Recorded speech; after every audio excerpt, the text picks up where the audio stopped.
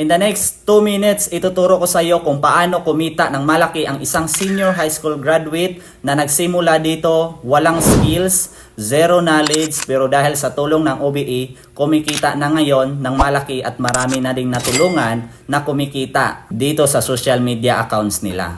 So by the way, ako pala si Jerian Pipito, all the way from Mindanao. Isa po tayong Bisaya, pero dahil sa tulong ng OBE, dito tayo natulungan na ma-maximize ang mga social media accounts natin para magawa nating mapagkakitaan. Ngayon, meron akong ituturo sa iyo na simpleng strategy lang kung paano mo din ma-maximize ang mga social media accounts mo para at least hindi masayang yung oras mo, lalo na kung ikaw housewife, OFW, empleyado, estudyante na kagaya ko na nagsisimula dito. Kaya right now, ang kagandahan pala ng OBE ay magawa mo siya kahit saan, kahit kailan. At dito sa OBE, pwede kang kumita by just doing copy and earn.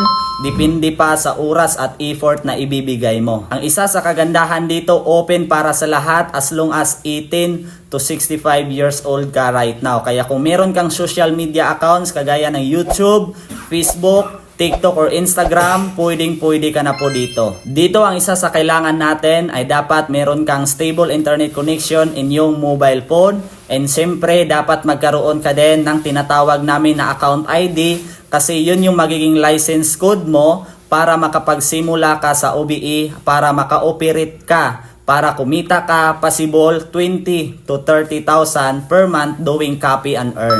Yun lang yung mga kailangan natin para maging connected ka. At kung ikaw isa ka sa gustong matutunan ito para at least yung mga free time mo, pwede mo na yung pagkakitaan using your social media accounts. Well, mag-comment ka lang ng how para ituro ko sa iyo kung paano. See you in my inbox.